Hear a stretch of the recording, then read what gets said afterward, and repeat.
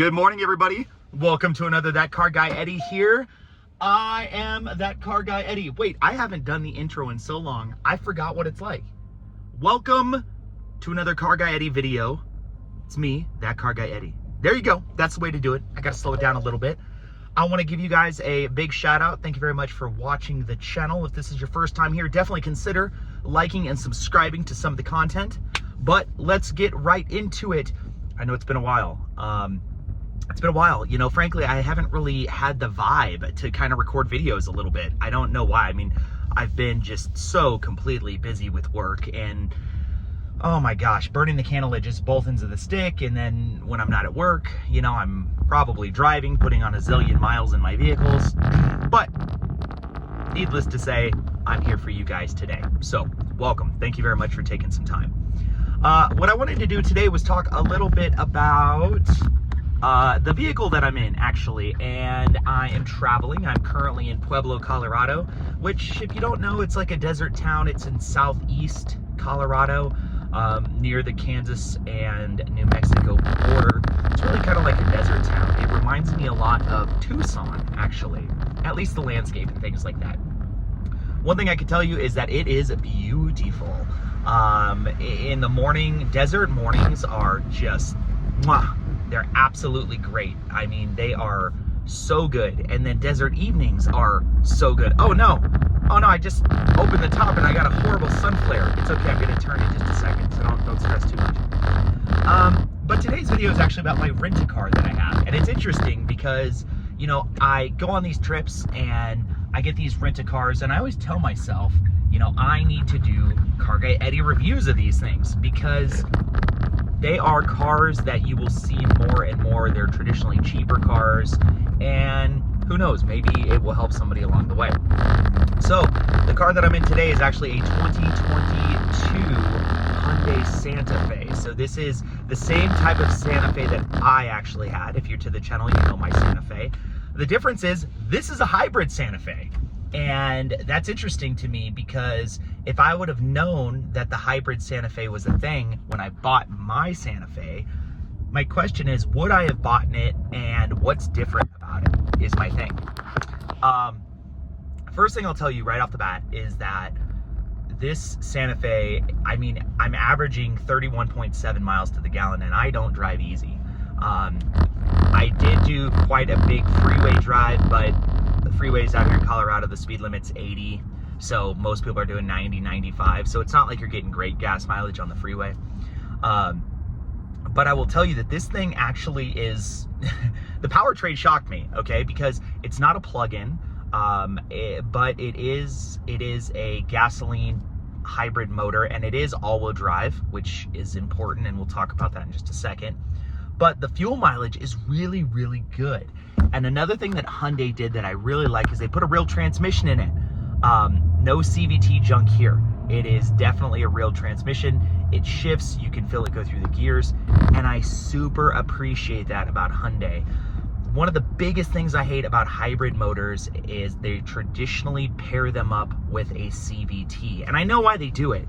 They put a CVT in it because a CVT is a continuously variable transmission, and it's always going to give you the best gas mileage.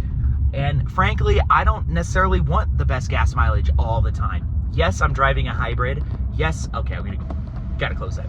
Yes, I'm driving a hybrid. Yes, that might be a big deal for a lot of people, but what people want is feel, right? And a traditional transmission does help a lot. It does not lack for power at all. You gotta remember, I mean, I'm coming from the 2.5 turbocharged version of this car, and I bought it because it was fast. This is close, like close enough. I would have bought this over the 2.5 turbocharged all-wheel drive unit. Now, this is all-wheel drive hybrid. As far as the money side of things, I was looking it up last night when I was bored, and it's pretty close to it. Cool thing is that you don't get all of the tech that I got in mind, but that's okay. It's pretty close. It's still a Hyundai, and my feeling with Hyundai and Kia is, you know, if you're gonna buy a Hyundai or Kia, lease the freaking thing. You know, just lease it, get rid of it in 2 years, get rid of it in 3 years, just lease it. Because the problems that I had with my Hyundai weren't fundamental problems, but they were wear and tear items, you know?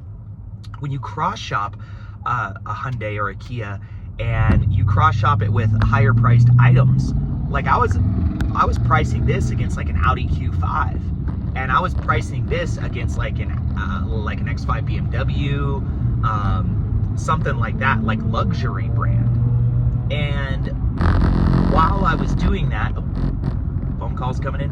While I was doing that, I found that the Hyundai was significantly cheaper, $10,000, $15,000 cheaper, and it's got a lot of really cool options in it. Like, it looks good, and the new Hyundai Santa Fe, you know, it's kind of Land Rover. It's growing on me for sure, but like I said, but the thing about Hyundai and Kia is that the wear items, the things that you touch every single day, are going to go bad soon. And what I mean is, this particular car, it's only got 21,000 miles on it, and it's got a lot of wear and tear on the leather steering wheel. You can see where people rest their fingers on it. The buttons down here on the center control, you can see they're starting to peel and starting to flake off. And that is what I mean by Hyundai is a little cheaper.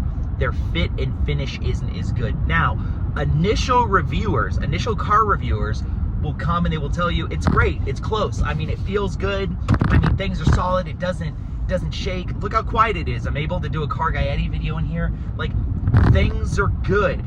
It looks good. It's got a lot of standard features. You should buy one. But from somebody that has had one before and has gotten rid of it, the reason I got rid of it is because over the length of time you have the vehicle, especially if you have the vehicle 4, 5, 6 years, it's just going to degrade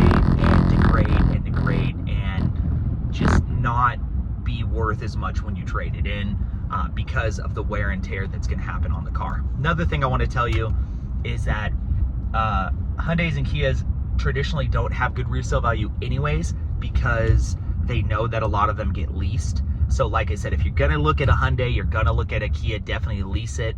If you bought a Hyundai or a Kia, especially if you bought a freaking Palisade or a Telluride during COVID, shame on you, man. Shame on you. You probably well overpaid for it. Now you're super crazy upside down in it, and chances are, I bet you don't like it. Anyways, unpopular opinion, I'll take it. Thank you very much for watching another That Car Guy Eddie video. I really appreciate your time, and I hope you have a really great day. Ride hard.